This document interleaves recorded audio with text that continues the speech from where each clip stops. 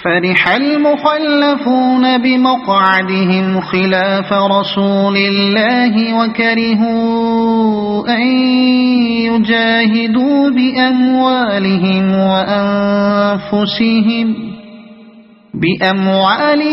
وأنفسهم في سبيل الله وقالوا لا تنفروا في الحر قل نار جهنم أشد حرا لو كانوا يفقهون فليضحكوا قليلا وليبكوا كثيرا جزاء بما كانوا يكسبون۔ جن لوگوں کو پیچھے رہ جانے کی اجازت دے دی گئی تھی وہ اللہ کے رسول کا ساتھ نہ دینے اور گھر بیٹھے رہنے پر خوش ہوئے، اور انہیں گوارا نہ ہوا کہ اللہ کی راہ میں جان و مال سے جہاد کریں۔ انہوں نے لوگوں سے کہا کہ اس سخت گرمی میں نہ نکلو، ان سے کہو کہ جہنم کی آگ اس سے زیادہ گرم ہے، کاش انہیں اس کا شعور ہوتا۔ اب چاہیے کہ یہ لوگ ہنسنا کم کریں اور روئیں زیادہ، اس لیے کہ جو بدی یہ کماتے رہے ہیں اس کی جزا ایسی ہی ہے کہ انہیں اس پر رونا چاہیے۔ فَإِن رَّجَعَكَ اللَّهُ إِلَىٰ طَائِفَةٍ مِّنْهُمْ فَاسْتَأْذَنُوكَ لِلْخُرُوجِ فَقُل لَّن تَخْرُجُوا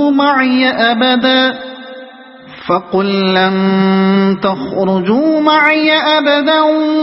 وَلَن تُقَاتِلُوا مَعِيَ عَدُوًّا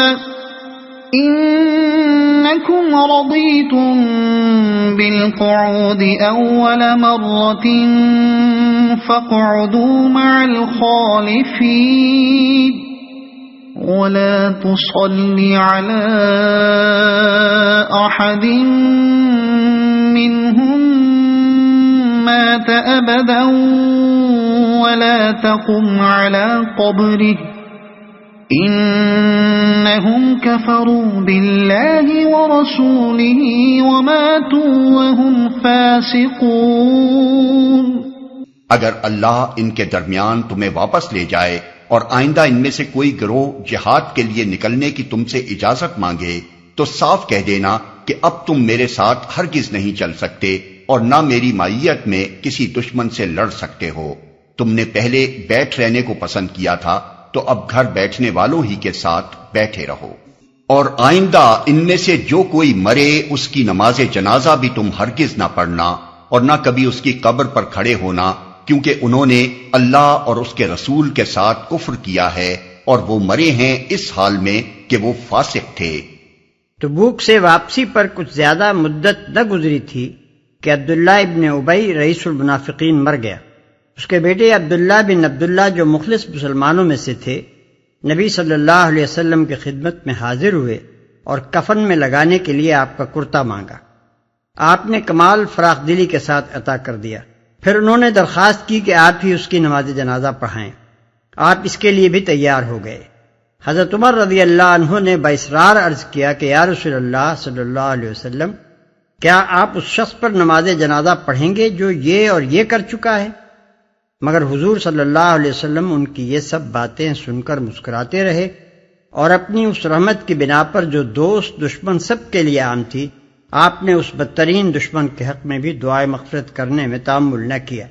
آخر جب آپ نماز پڑھانے کھڑے ہی ہو گئے تو یہ آیت نازل ہوئی اور براہ راست حکم خداوندی سے آپ کو روک دیا گیا، کیونکہ اب یہ مستقل پالیسی مقرر کی جا چکی تھی کہ مسلمانوں کی جماعت میں منافقین کو کسی طرح پنپنے نہ دیا جائے اور کوئی ایسا کام نہ کیا جائے جس سے اس گروہ کی ہمت افزائی ہو۔ اسی سے یہ مسئلہ نکلا ہے کہ فساق اور فجار اور مشہور بفسق لوگوں کی نماز جنازہ مسلمانوں کے امام اور سربرآوردہ لوگوں کو نہ پڑھانی چاہیے، نہ پڑھنی چاہیے۔ ان آیات کے بعد نبی صلی اللہ علیہ وسلم کا طریقہ یہ ہو گیا تھا کہ جب آپ کو کسی جنازے پر تشریف لانے کے لیے کہا جاتا تو آپ پہلے مرنے والے کے متعلق دریافت فرماتے تھے کہ کس قسم کا آدمی تھا، اور اگر معلوم ہوتا کہ برے چلن کا آدمی تھا تو آپ اس کے گھر والوں سے کہہ دیتے تھے کہ تمہیں اختیار ہے، جس طرح چاہو اسے دفن کر دو۔ ولا تعجبك أموالهم وأولادهم إنما يريد الله أن يعذبهم بها في الدنيا وتزهق أنفسهم وهم كافرون وَإِذَا أُنزِلَتْ سُورَةٌ أَنْ آمِنُوا بِاللَّهِ وَجَاهِدُوا مَعَ رَسُولِهِ اسْتَأْذَنَكَ أُولُو الطَّوْلِ مِنْهُمْ وَقَالُوا ذَرْنَا نَكُنْ مَعَ الْقَاعِدِينَ۔ ان کی مالداری اور ان کی کثرت اولاد تم کو دھوکے میں نہ ڈالے، اللہ نے تو ارادہ کر لیا ہے کہ اس مال و اولاد کے ذریعے سے ان کو اسی دنیا میں سزا دے اور ان کی جانیں اس حال میں نکلیں کہ وہ کافر ہوں۔ جب کبھی کوئی صورت اس مضمون کی نازل ہوئی کہ اللہ کو مانو اور اس کے رسول کے ساتھ مل کر جہاد کرو، تو تم نے دیکھا کہ جو لوگ ان میں صاحب مقدرت تھے وہی تم سے درخواست کرنے لگے کہ انہیں جہاد کی شرکت سے معاف رکھا جائے، اور انہوں نے کہا کہ ہمیں چھوڑ دیجئے کہ ہم بیٹھنے والوں کے ساتھ رہیں۔ رضوا بأن يكونوا مع الخوالف وطبع على قلوبهم فهم لا يفقهون۔ ان لوگوں نے گھر بیٹھنے والیوں میں شامل ہونا پسند کیا اور ان کے دلوں پر ٹھپا لگا دیا گیا، اس لیے ان کی سمجھ میں اب کچھ نہیں آتا۔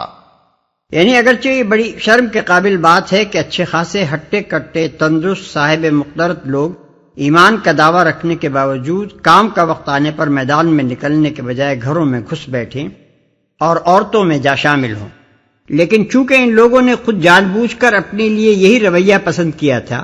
اس لیے قانون فطرت کے مطابق ان سے وہ پاکیزہ احساسات چھین لیے گئے جن کی بدولت آدمی ایسے ذلیل اطوار اختیار کرنے میں شرم محسوس کیا کرتا ہے۔ لكن الرسول والذين آمنوا معه جاهدوا بأموالهم وأنفسهم وأولئك لهم الخيرات وأولئك هم المفلحون۔ أعد الله لهم جنات تجري من تحتها الأنهار خالدين فيها ذلك الفوز العظيم۔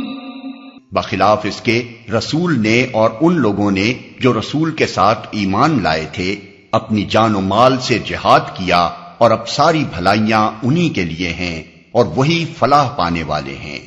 اللہ نے ان کے لیے ایسے باغ تیار کر رکھے ہیں جن کے نیچے نہریں بہ رہی ہیں، ان میں وہ ہمیشہ رہیں گے۔ یہ ہے عظیم الشان کامیابی۔